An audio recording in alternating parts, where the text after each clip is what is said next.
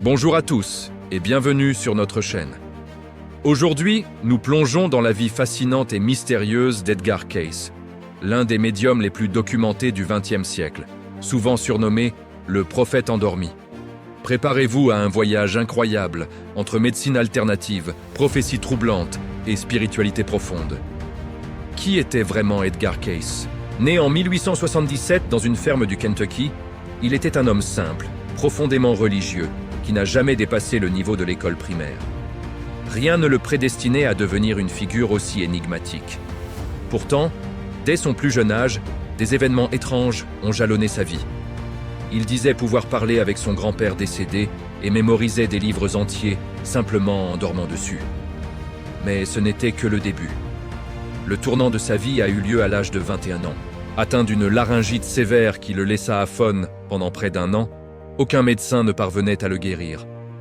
En désespoir de cause, il accepta l'aide d'un hypnotiseur local. C'est alors que quelque chose d'extraordinaire se produisit. Une fois en transe, Cayce parla d'une voix parfaitement claire et décrivit lui-même son propre mal. Un problème de circulation sanguine dans les cordes vocales. Il prescrivit un traitement à base de plantes et de manipulations spécifiques. Quelques jours plus tard, sa voix était revenue. Le prophète endormi était né. La nouvelle de cette guérison miraculeuse s'est vite répandue. Des gens de tout le pays ont commencé à solliciter son aide. La procédure était toujours la même. Cayce s'allongeait, entrait dans un état de transe auto-induite. Et une sténographe notait tout ce qu'il disait.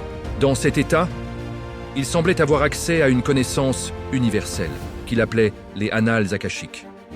Il pouvait lire le corps des gens à distance, poser des diagnostics d'une précision déconcertante et prescrire des remèdes souvent très en avance sur leur temps.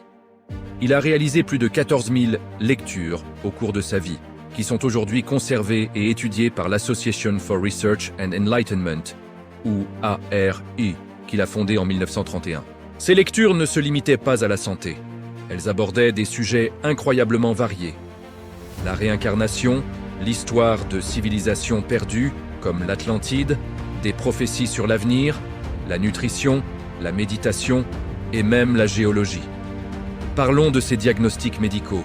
Cayce utilisait des termes médicaux complexes qu'il ne pouvait pas connaître dans son état de veille. Il parlait de glandes, d'organes et de systèmes corporels avec une précision chirurgicale. Il recommandait souvent des régimes alimentaires, des cataplasmes à base d'huile de ricin, des exercices doux et des ajustements chiropratiques. Étonnamment, beaucoup de ces conseils, comme l'importance d'un régime alcalin ou le lien entre le corps et l'esprit, sont aujourd'hui reconnus par la médecine holistique. Mais Edgar Cayce n'était pas seulement un guérisseur. Il était aussi un prophète. Ses lectures contenaient des visions de l'avenir qui continuent de nous intriguer. Il aurait prédit les 2 guerres mondiales, le krach boursier de 1929 et la fin du communisme en Russie. Il a également parlé de changements géologiques majeurs, de l'élévation ou de la chute de terre, annonçant que des parties de la côte est et ouest des États-Unis, ainsi que le Japon, seraient un jour submergées. Il a aussi prédit un changement des pôles de la Terre, un événement qui bouleverserait la planète. Cayce aborde aussi le thème des extraterrestres, affirmant que l'espace est peuplé de mondes invisibles à nos yeux. Selon lui, ces êtres, qui ne ressemblent pas forcément aux humains, interviendront de plus en plus dans nos vies, surtout à l'ère du Verseau. Ces contacts visent à amener l'humanité à prendre conscience de sa dimension universelle, mais il met en garde contre les abus potentiels de ces connaissances. Cayce aborde aussi le thème des extraterrestres, affirmant que l'espace est peuplé de mondes invisibles à nos yeux. Selon lui, ces êtres, qui ne ressemblent pas forcément aux humains, interviendront de plus en plus dans nos vies, surtout à l'ère du Verseau.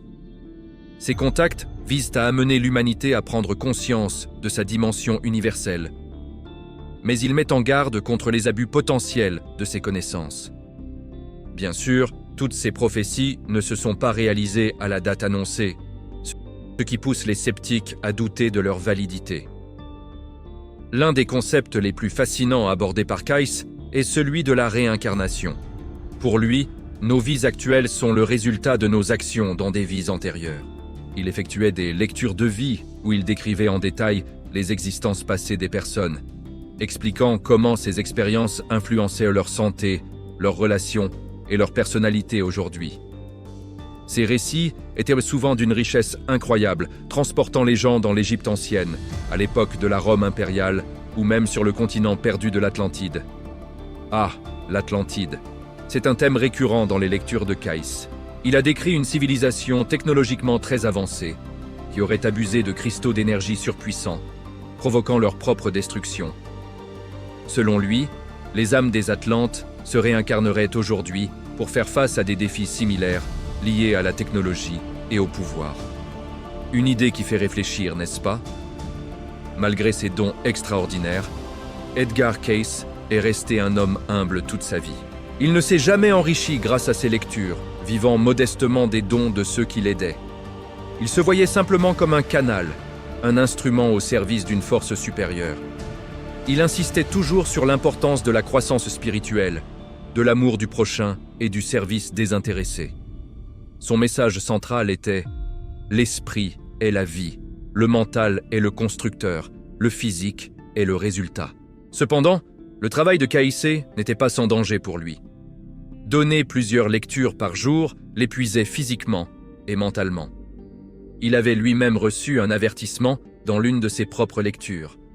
Ne pas faire plus de 2 lectures par jour pour préserver sa santé. Mais face à l'afflux de demandes désespérées, surtout pendant la Seconde Guerre mondiale, il a ignoré cet avertissement. Il s'est surmené jusqu'à l'épuisement.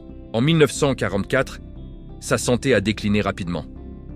Dans l'une de ses dernières lectures, il a prédit sa propre mort, annonçant qu'il serait enterré le 5e jour de la nouvelle année.